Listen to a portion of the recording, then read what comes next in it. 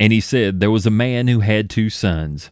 And the younger of them said to his father, Father, give me the share of property that is coming to me. And he divided his property between them. Not many days later, the younger son gathered all he had and took a journey into a far country, and there he squandered his property in reckless living. And when he had spent everything, a severe famine arose in that country, and he began to be in need. So he went and hired himself out to one of the citizens of that country, who sent him into the fields to feed the pigs. And he was longing to be fed with the pods that the pigs ate, and no one gave him anything. But when he came to himself, he said, How many of my father's hired servants have more than enough bread, but I perish here with hunger?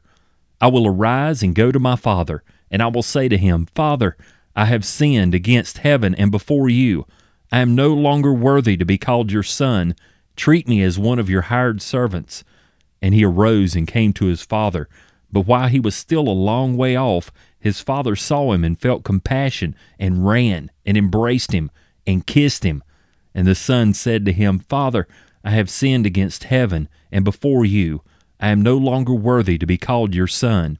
But the father said to his servants, Bring quickly the best robe and put it on him, and put a ring on his hand and shoes on his feet, and bring the fattened calf and kill it, and let us eat and celebrate. For this my son was dead and is alive again. He was lost and is found. And they began to celebrate. Now his older son was in the field, and as he came and drew near to the house, he heard music and dancing. And he called one of the servants and asked what these things meant. And he said to him, Your brother has come, and your father has killed the fattened calf, because he has received him back safe and sound. But he was angry and refused to go in. His father came out and entreated him, but he answered his father, Look, these many years I have served you, and I never disobeyed your command.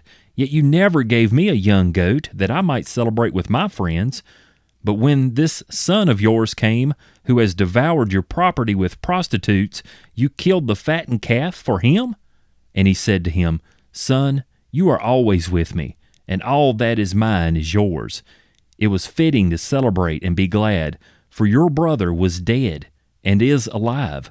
He was lost and is found.